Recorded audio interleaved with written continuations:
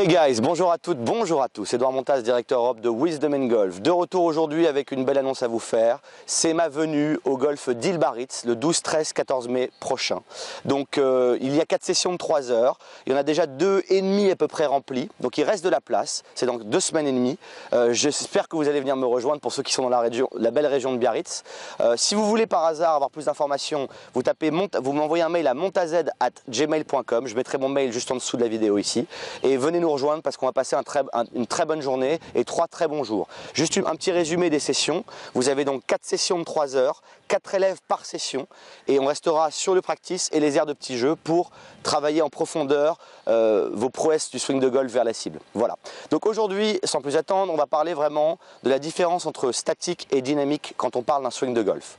Vous avez 2 visions possibles à avoir. Soit vous pensez que vous devez manipuler votre corps et construire un swing de golf techniquement juste pour émettre la balle et espérer que la balle aille vers la cible.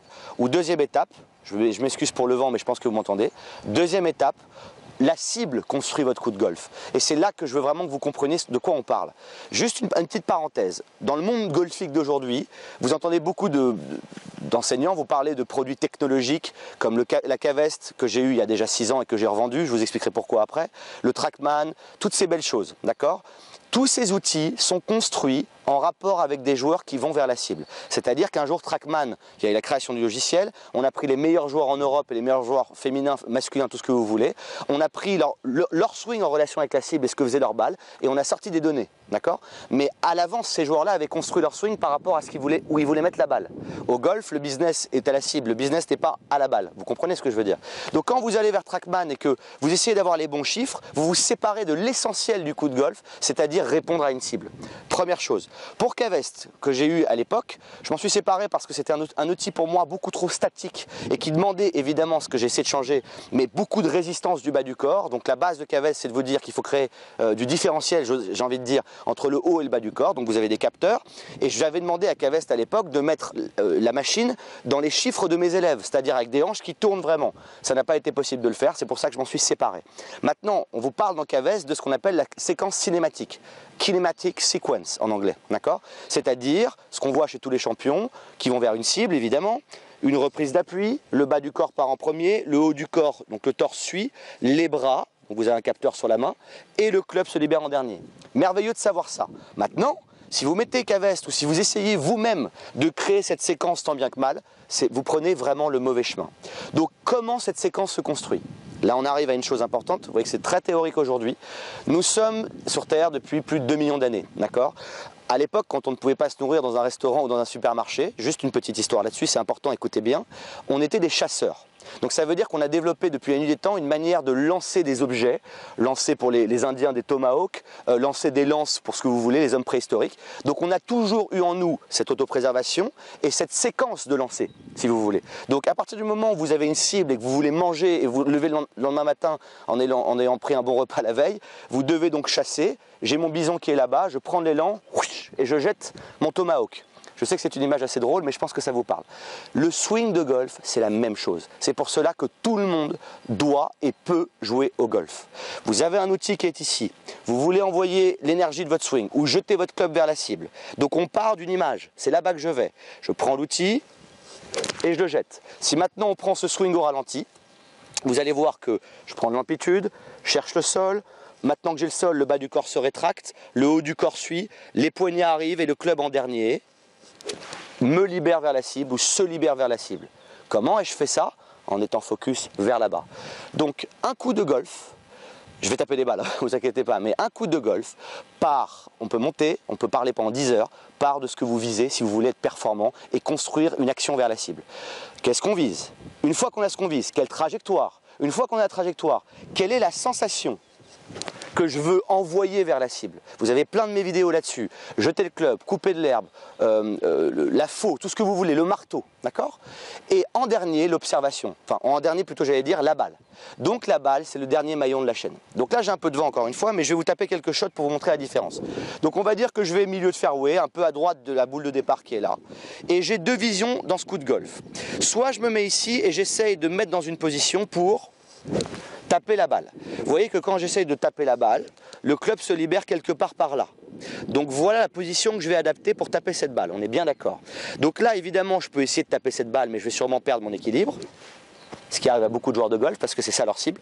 Mais maintenant si je relève les yeux et que je tourne la tête à gauche, je me rends compte que si je veux swinger dans la direction du milieu du fairway à droite un peu là-bas, et que je veux que la balle et l'herbe soient dans le chemin, il va y avoir un problème. Je vais donc devoir soutenir mon club pour aller chercher la balle. Puisque la balle n'est pas dans le chemin de l'action, la balle devient la cible. Étape 2, on va donc à droite de la boule de départ qui est là, milieu de fairway, léger fade dans le vent, d'accord? Allez le vent, va te promener ailleurs, j'ai besoin de finir cette vidéo. Donc un merveilleux coup d'essai vers ma cible. Donc vous voyez bien la différence entre moi qui swing vers une cible, regardez ma prise d'appui, et mon release, ça c'est moi qui délivre là-bas. Pour ceux d'entre vous qui n'avez pas encore vu mon travail, vous avez déjà des swings d'essai merveilleux. C'est la balle qui vous pose problème. C'est pour ça que la balle est le dernier maillon de la chaîne. Laissez-moi continuer. Je vais donc vers là-bas.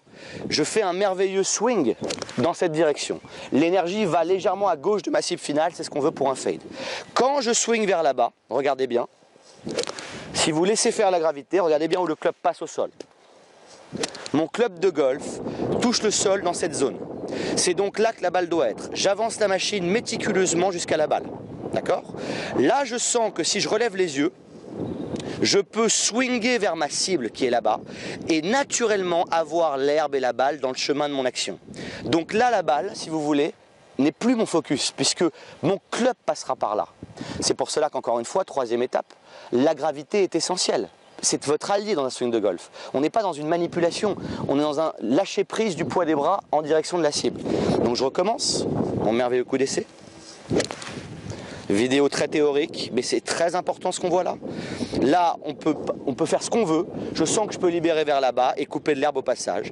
Mon focus est donc sur le fairway et j'envoie, je jette mon outil dans cette direction.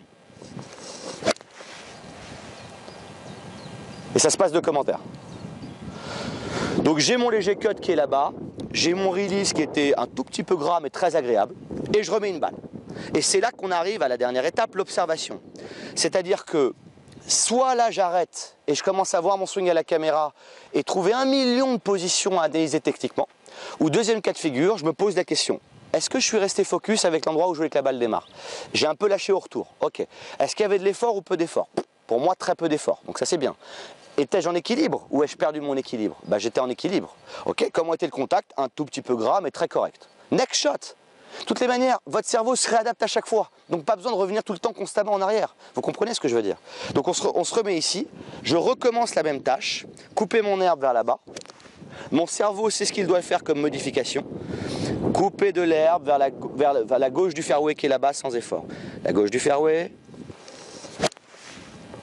Encore mieux celle-là. Vous entendez cette compression à travers la balle? Parce que c'est là-bas que je vais, d'accord? Donc, ceux d'entre vous aussi qui ont une tendance à croire que vous n'êtes pas assez souple pour jouer au golf, la prochaine vidéo va concerner ce sujet sur l'histoire des épaules et des hanches. Parce que nous, en tant qu'humains sur planète Terre, on est tous construits pour jouer au golf, avec plus ou moins de mobilité, mais on a tous entre les deux oreilles un cerveau incroyablement puissant, dont les 80% restent à découvrir. Mais la base de la base, c'est qu'est-ce que je vise, qu'est-ce que je vois, qu'est-ce que je sens et comment j'observe le release que j'ai eu. La balle en vérité est accessoire. Si vous avez des questions, à très bientôt sur YouTube et sinon, rendez-vous à Biarritz le 12, 13, 14 mai. Ciao les guys. J'espère que cette vidéo vous a plu. Si c'est le cas, n'hésitez pas à vous abonner à ma chaîne pour recevoir en temps réel toutes mes dernières vidéos. À très bientôt pour la quête du swing du golf sans effort et pour progresser ensemble.